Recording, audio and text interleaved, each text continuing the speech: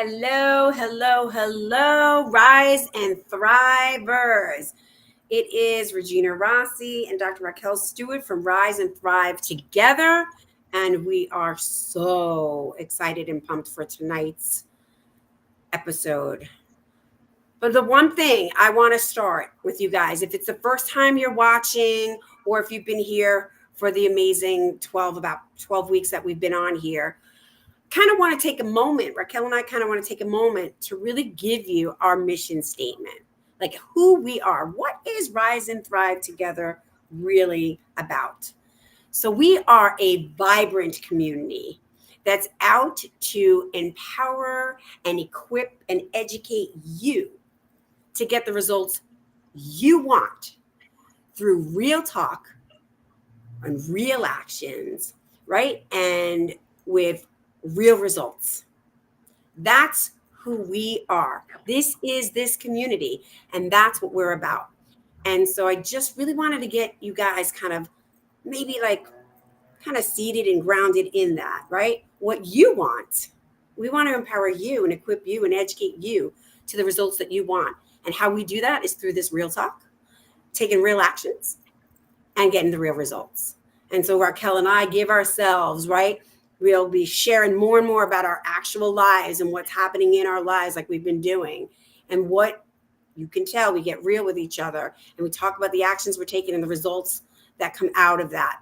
And so I'm really excited to pass it on to my sister Raquel today, where we brought in a special guest who I truly believe, and Raquel does too, that is all of that. And the biggest part is like the ripple effect of it. So, hey, sis, welcome, welcome, welcome. Hey, listeners. Thanks, Reg, for that.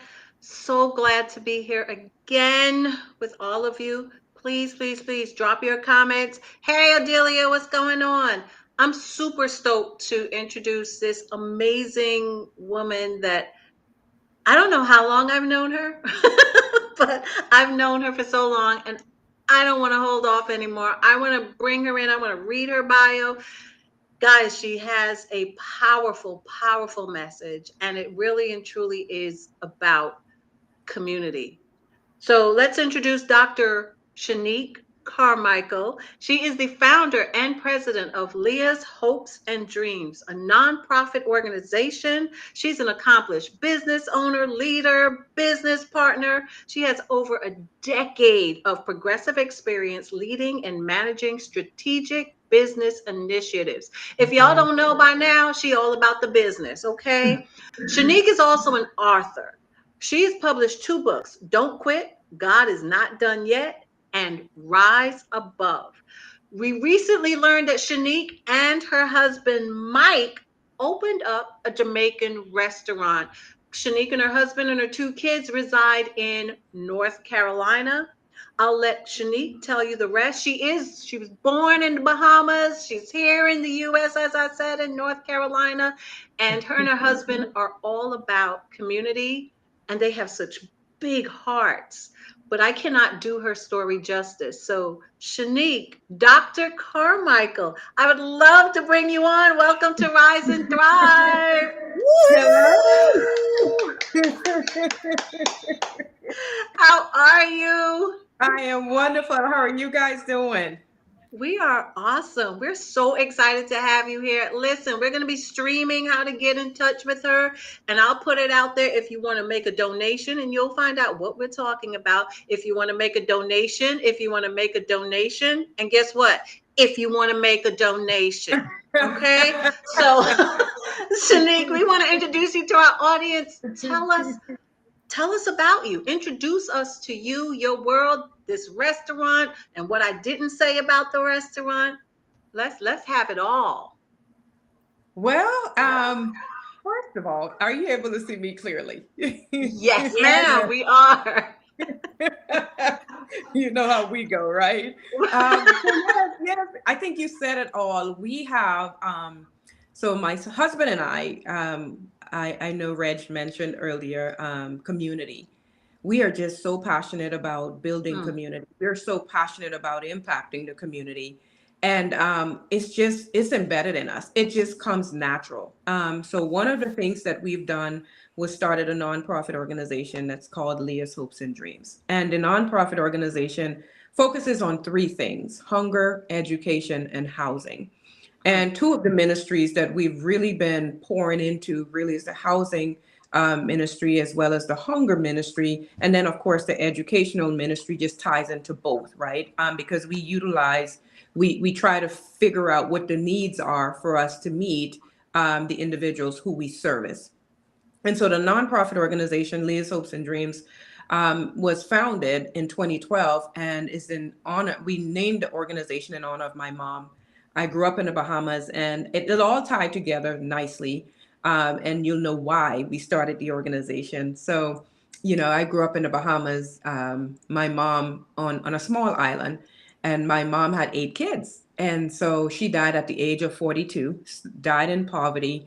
And for the 16 years that I've lived with her, she struggled her entire life. I went to high school with no shoes on my feet. I went to school with no food to eat. I came home not knowing if we would have food. Most days we didn't have food. And as you know, the islands, or if some of you don't know, the islands are really driven by tourism, right? And so if we didn't have tourists visiting the islands, then there weren't really jobs for the individuals to work. And so she worked as she cleaned the hotel rooms when individuals would come in and leave. And so if no one was at the hotel, she never really worked. So she made $80 a week.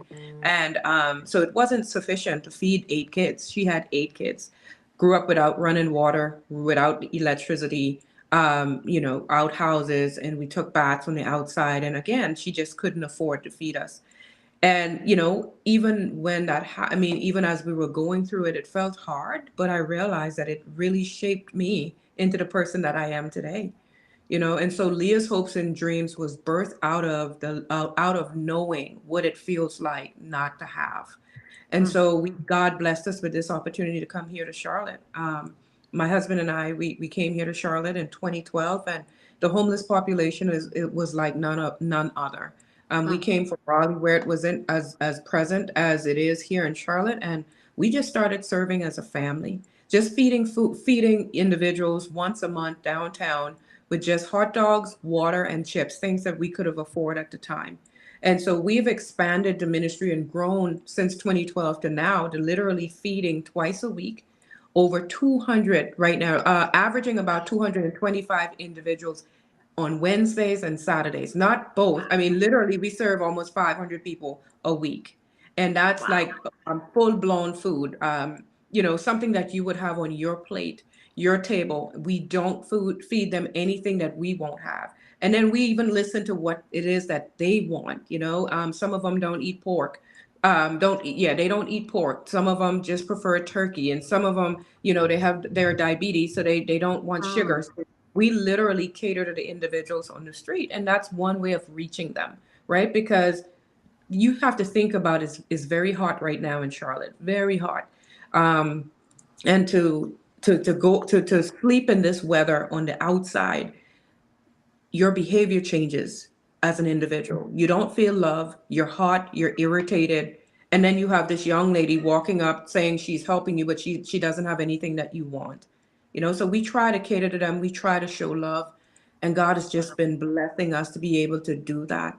And it's just been a blessing to transition from just the feeding ministry to be able to provide free showers on the street. We have a shower truck that we offer on Wednesdays and Saturdays. We offer free haircuts to these individuals. You don't understand. Oh, just a haircut, the difference it makes in the smile of someone. They wait in line for someone to come cut their hair. And I mean, when they're done, they're smiling. They have this confidence that they've never had. And even with the food in the showers, you feed them, they're calm. Before they have something to eat, they're like agitated and irritated and frustrated because it's hot, they're hungry. But when we feed them, we give them a shower. It's a total different environment once they get what they need. And so, like I said, it's a blessing to be able to do that. And then, of course, we started the transitional home, something we never thought would happen. Well, it wasn't in the plans. I could say that. It was not in the plans. And I do have a quick story before I stop and give you the opportunity to ask questions. But we started a transitional home in 2020, and it was really just to bring men off of the streets because we serve more men than women. And so just to bring them off of the streets, to give them a place, a safe place where they can start to figure out what it is that they want to now do with their lives, right? They were Mm. struggling this entire time. Now we put them in an environment where they can think about what the future looks like. Because being on the street, you will not thinking about the future. The future doesn't exist.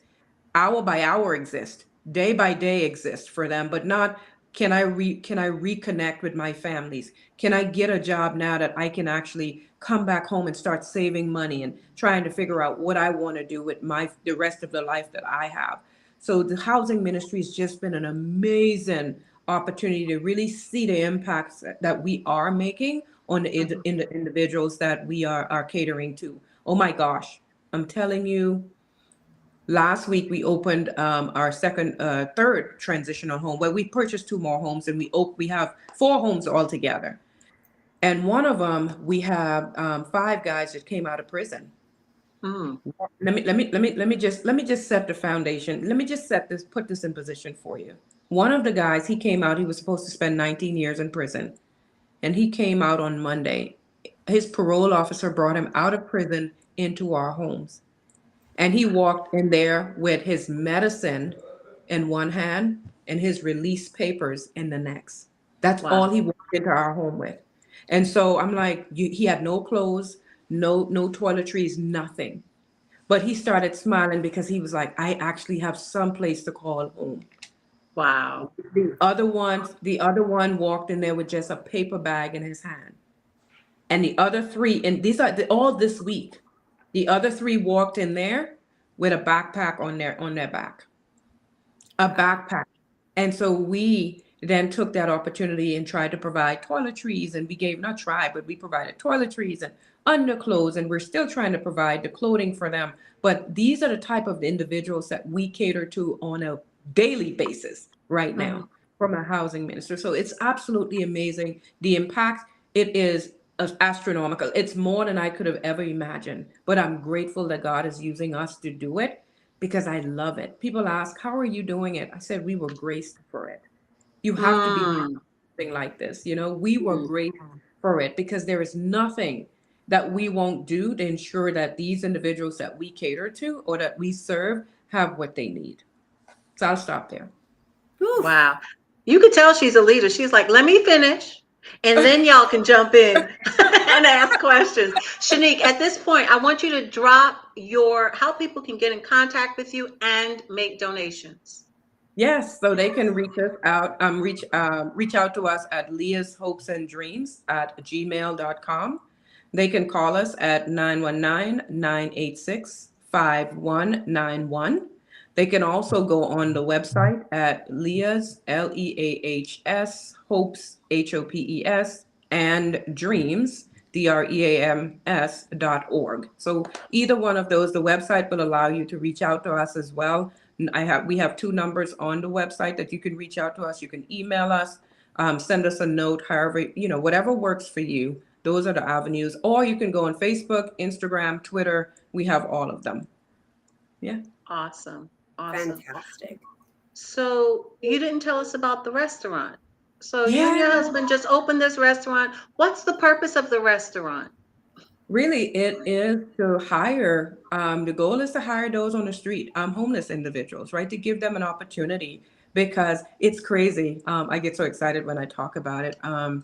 Some of the guys, one of the guys in particular, when he moved, a 19-year-old moved into the Mm. home this week, and he said he was charged for 57 counts of burglary and 19.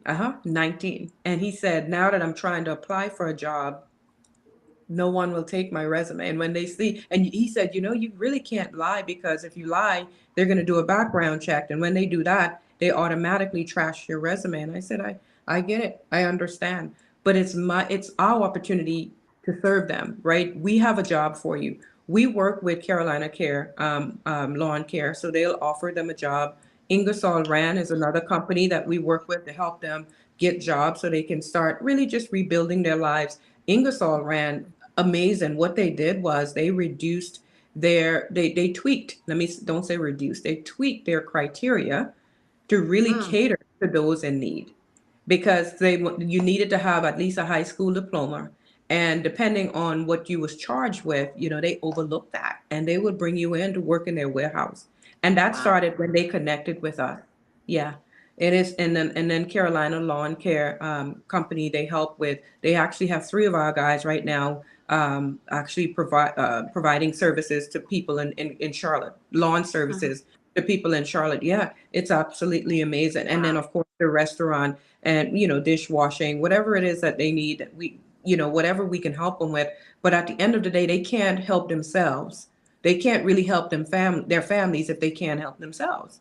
And so Right. how do we contribute to that? Right? So God has allowed us to transition from just feeding a few people, $50, 50 people maybe a month, to now servicing about 500 every week, or a little bit more than Wow. 500 every week. And that's through housing, that's through the feeding ministry, and then the educational part of it, where we work with the Salvation Army to help them get certifications. We provide green belt training, process improvement training for these individuals. Absolutely amazing. And then we have people who come in and then help them with, I don't know if you've heard of the Dave Ramsey program, financial literacy program. Yes. Yes, so we've been doing that. Yes, yeah. Shout out Oh, to Dave Ramsey and his organization. That's tremendous. yes, because they don't know anything about savings and checking. They don't. Right. They get funding, and the minute they receive it, it's gone. It's like water, right?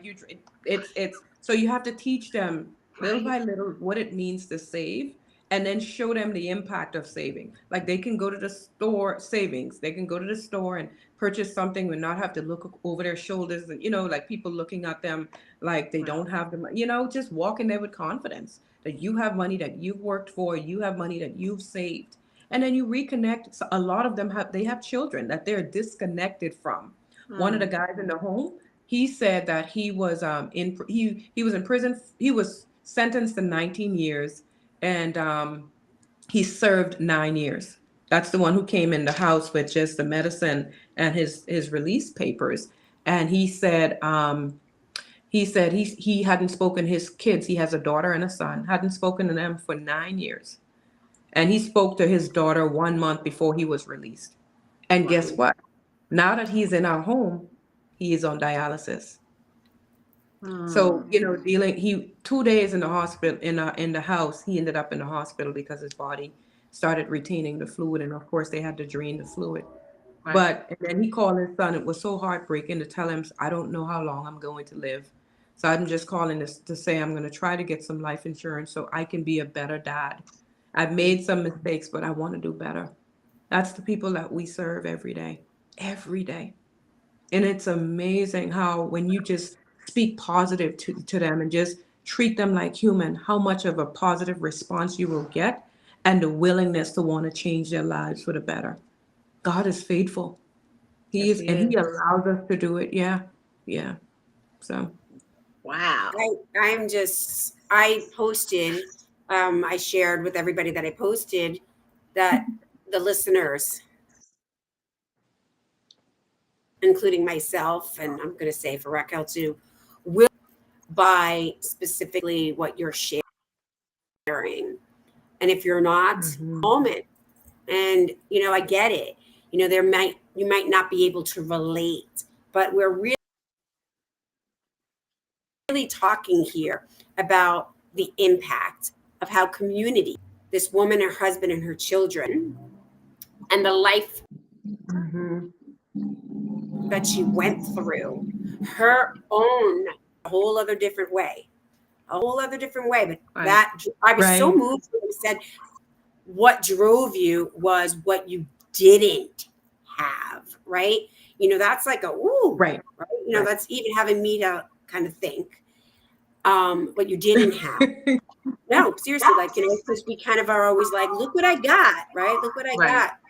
But like to look at what you don't have and to, Mhm. get in there, right? So Susan's got a question. We'll get there in a second, And Susan. she used what she didn't have to propel her Yes. to help others. She did Mhm. not use it as an excuse. She didn't let it stop her. We're talking about Shenique like she's not here. Shenique, you did not use that as an excuse. You did not let that stop you No, from no. doing for others. That actually propelled you forward. And that is tremendous. That is to Yeah. be commended. We know that that is God at work. And It that's why is. you had to go through what you went through Right, so that you right, could truly understand right, Yes. what these individuals are doing and right. give of yourself. Yeah. And let me tell y'all something, Shenique is out there. I see her videos on Facebook, and it's not like she sends people, right? I mean, yes, people, because it's a community, but she herself is out there. Her kids are Oh, out there. Her husband is out there. I yeah, mean, they are actively involved. They're yeah. not standing on the sidelines just saying, hey, yay, look at us, we getting the glory. No, they rolled up their sleeves and they got in, down, and dirty. And that's why she can have in her bio, she's a leader. Yeah. No, Let me very run true. here quickly to some of these comments and Yep. questions. Joanna, homelessness is an issue close to my heart. What a beautiful way to honor your mother's hopes and dreams by serving others. That's so beautiful. Yeah. Odelia said, this is so amazing. Susan, I'm interested in how you provide mental health services. So let's do that. Yeah. How do you provide mental health services? Absolutely. Actually, we just had a call today from a company. It's called Rise Above, I think, this morning, wanting to partner with us. But we partner with Continuum Health. It's a mental health.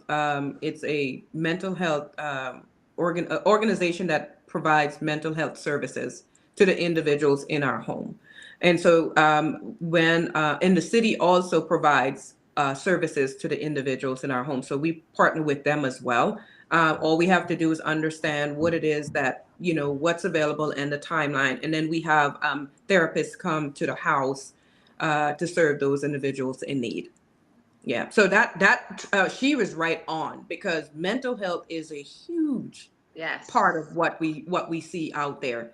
And so I'm like, I don't, we've probably always known it and always seen it, but to put a label on it or a name to it, it's like, oh my God, it's a different level of seeing it and being in the midst of it. One minute someone is at your table feeding and smiling with you, and the next minute they're like, who is this person? It is real. And these are people who are real people struggling with real issues. And who am I to go out there looking down on these individuals? Are you crazy? Do you understand it could have been you? It could have been you. One lady, she was just, we were serving, and she took some water and she threw in my husband's face. And this is how they flipped. Yeah. Mm. And people was looking at him. She did it twice. People were looking at him to react. And he put the water down his face. He looked at me and he smiled. I was like, oh, you were about to say something, did you? He was like, no, I know he wasn't, but we play like that out there. But I'm telling you, it is real. And you're in, I'm going to say, their space, or you're out there serving, and who are you to go out there to make someone feel worse than they are? we Mm. have to we have to meet them where they are. If this is Yes. where they are, how do we make them better?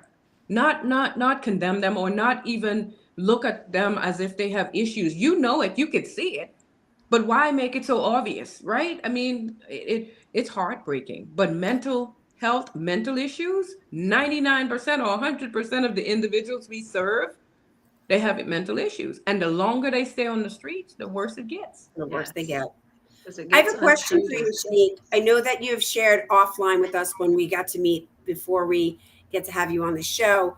A lot comes through volunteering, right?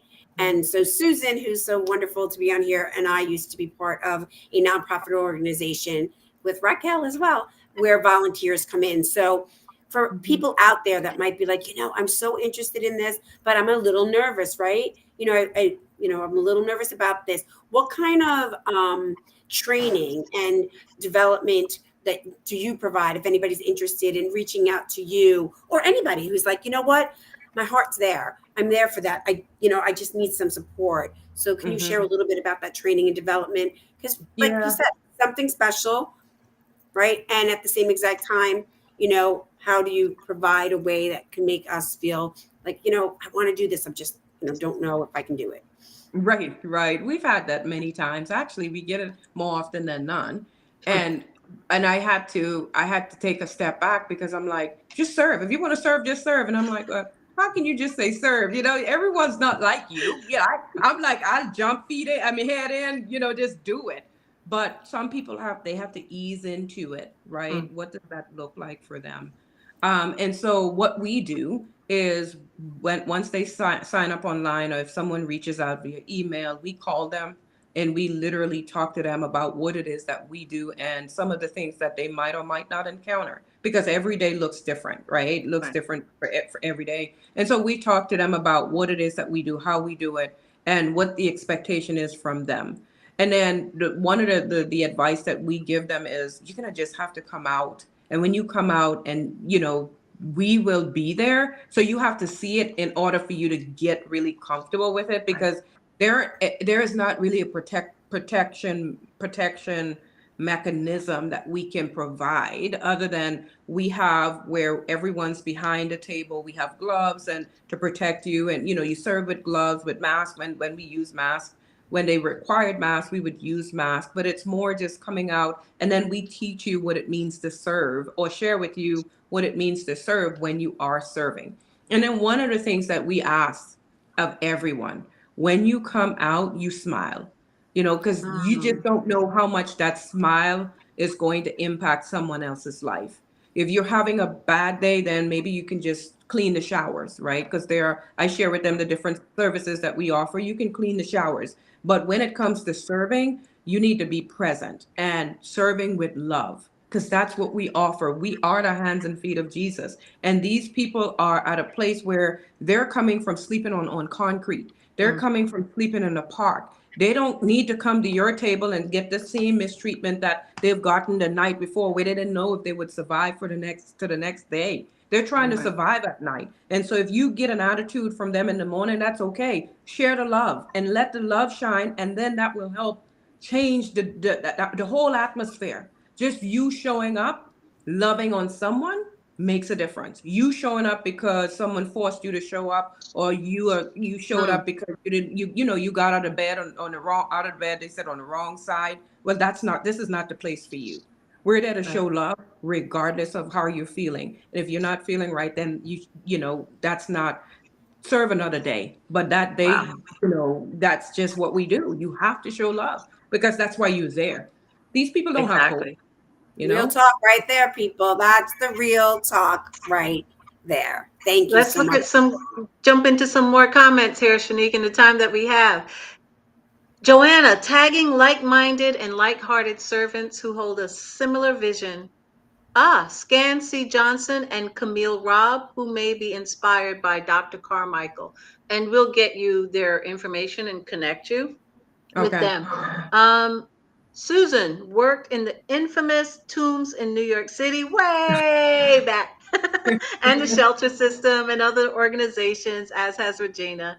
It breaks your heart to know their pain. They're so blessed to be in your space. They absolutely are. And Joanna says, showing up is the beginning of the path to helping others. Nothing like being there in person. Shenique, in Amen. the time that we have left, we just had real talk. What real action can people take to help homeless people in their neighborhood? Yeah. So have a conversation with, meet them where they are. That's the first thing, right? To understand their plight. Because you see someone, and to be honest, you might see someone, and someone might be in a home, but this is going to sound crazy. That person could be homeless in their Yep. mind, right? Right. In their mind. Wow. So no matter what, if they have a home, if they don't have a home, if you came in contact with someone and you have an opportunity to encourage them, you have an opportunity to provide some words of encouragement that you think would change their life, then do it. It starts Right. there, just by conversation, because then you would understand the need. And then if you're able to meet that need, then meet that need. If you're not, then connect them with someone else who can. But Right. start with a conversation and then take Awesome. it from there. Yeah, make yourself available so you can So, be the change. real talk, make yourself available, Be authentic and genuine in the conversation that you have with them. Make them feel like a person. Yeah. Like you would want someone to make you feel like a person. Oh my gosh, Shenique, this was incredible. Thank you so much for really and truly coming on, showing us what it's about when you have real talk, real action, and then you'll get real results. Ladies and gentlemen, we thank you so much for always being here. Please reach out to Leah's Hopes and Dreams, Dr. Shenique Carmichael and her family. We thank you so very much. And Thank you. remember, together we can rise and thrive. Till next time.